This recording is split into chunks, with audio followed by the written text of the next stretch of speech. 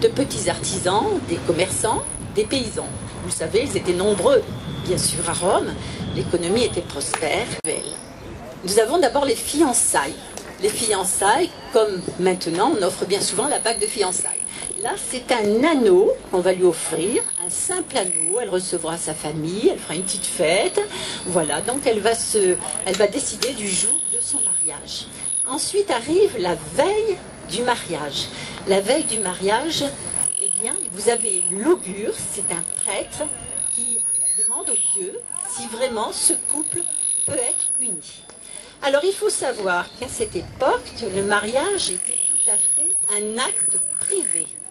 Un acte privé avec des règles bien définies. Tout d'abord, il fallait une capacité légale de se marier. Capacité légale, eh bien il fallait que notre jeune fille soit d'abord de condition, elle fallait qu'elle soit libre. Un esclave ne pouvait pas se marier. Il fallait absolument être libre pour se marier.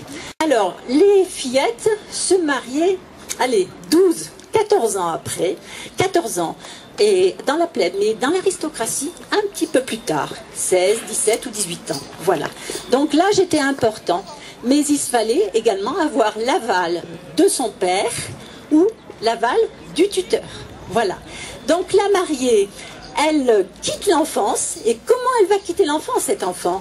Eh bien, elle va déposer au dieu lard de la maison, les dieux domestiques, sa poupée, pour préciser, elle, qu'elle quitte le monde de l'enfance et qu'elle va se marier. Les garçons, eux, avaient autour du cou une petite boule appelée de bulle d'or, appelée bulla, et eux, ils déposaient donc cette bulle au dieu lard et endossaient la toge virile. Voilà. Alors, cette jeune fille, c'est le jour de son mariage. La fête va être vraiment magnifique, mais par contre, je vais devoir vous préciser comment elle va s'habiller. Sous sa robe, elle portera une tunique toute droite, qui est la tunica intima et qui va jusqu'au talon, donc talaris. Par-dessus cette tunique, elle va porter une robe ancestrale. C'est une robe, c'est la coutume. Cette robe est toute droite, donc on dit une robe recta. Elle est toute droite, elle est confectionnée en lin, faite bien sûr de famille en famille. C'est quelque chose qui est tissé dans la famille. Elle a des fronces sur les épaules. Les manches sont rapportées, des fronces sur les épaules parce que c'est beaucoup plus joli, ça donne de l'aisance. Et quand on se marie, on doit avoir une robe quand même très belle. Et sur cette robe, bien sûr, elle va être resserrée à la taille par une ceinture, vous voyez, mais qui aura un nœud spécial. Ce nœud s'appelle le nœud d'Hercule. Alors la ceinture, c'est Cingulum Herculum, et cette ceinture a vraiment, si vous voulez, c'est la ceinture que l'on porte parce que c'est présage de fécondité, qu'elle ait une nombreuse descendance. Donc la ceinture sera dénouée lorsque le mariage, la cérémonie sera finie, la fête sera terminée. Quand elle rentrera dans sa maison, c'est son mari qui desserrera ce nœud. Ensuite, au-dessus de sa tête, je vais tout de même enlever le voile pour vous montrer. La veille, cette jeune fille va cueillir des fleurs et confectionner elle-même sa couronne qui s'appelle la corolla. Cette couronne est faite à base de fleurs ou de feuillage, parce qu'en hiver il n'y a pas de fleurs, suivant la saison. Elle-même donc va mettre cette couronne, donc confectionnera cette couronne. Par contre, ce que je n'ai pas pu vous montrer, et je m'en excuse, c'est la coiffure. Parce que normalement, l'esclave avait les cheveux courts, mais sinon on avait les cheveux très longs. Et comme on avait les cheveux très longs, il y avait aussi un symbole de la coiffure. C'est-à-dire que la mariée portait une coiffure qui était confectionnée avec des rubans blancs, je vous dirai pourquoi ensuite, mais surtout, les cheveux étaient rassemblés au-dessus de la tête. C'était un chignon conique, mais rassemblé avec 6 tresses. Les 6 tresses étaient rassemblées au-dessus de la tête. Et si vous voulez, cette coiffure s'appelait titulus, c'est-à-dire que c'était la coiffure de la grande prêtresse de Jupiter ou des vierges vestales, vierge, pureté.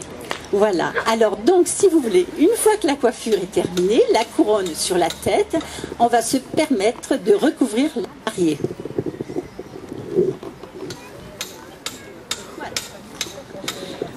Vous ne la voyez plus du tout.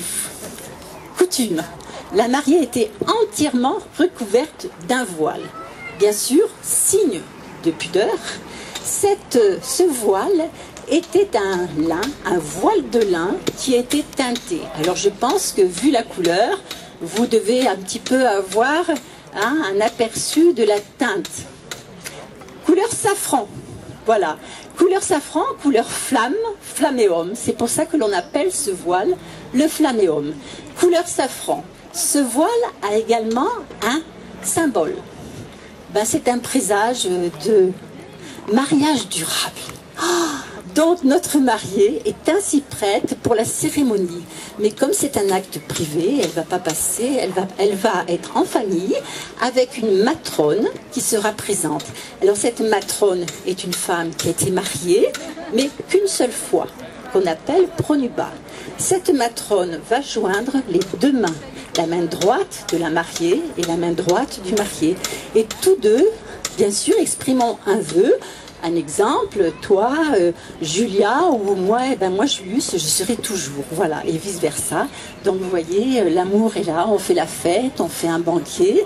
Et quand le soir, la fête est terminée, le couple va dans leur demeure. Mais vous savez qu'à notre époque, bien souvent, c'était le marié qui portait la mariée dans la demeure. Là, ce sont deux garçons d'honneur qui portent la mariée dans la demeure.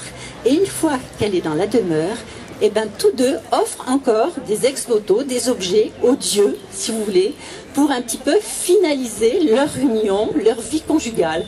Et je sais que le marié offrait l'eau et le feu, symbole de cette union conjugale. Quant à la jeune fille, elle offrait, je sais, des pièces ou des objets, voilà, aux dieux l'art de la famille. Alors nous leur souhaitons beaucoup de bonheur et nous allons passer à la classe suivante et nous applaudissons la mariée.